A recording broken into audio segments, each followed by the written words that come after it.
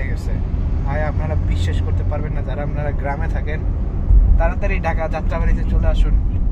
ঢাকার যাত্রাবাড়ি, তারপর আরো বিভিন্ন জায়গা আছে, ওই সব জায়গায় চলে আসুন আর দেখতে পাবেন কত সুন্দর সুন্দর জায়গা। তো এই রইল আজকের ব্লগ। তো আপনাদের জন্য আরো ভিডিও নিয়ে আসবো, আরো ভিডিও দেখবেন। আমার চ্যানেলে অনেক ভিডিও আছে, আপনারা দেখবেন।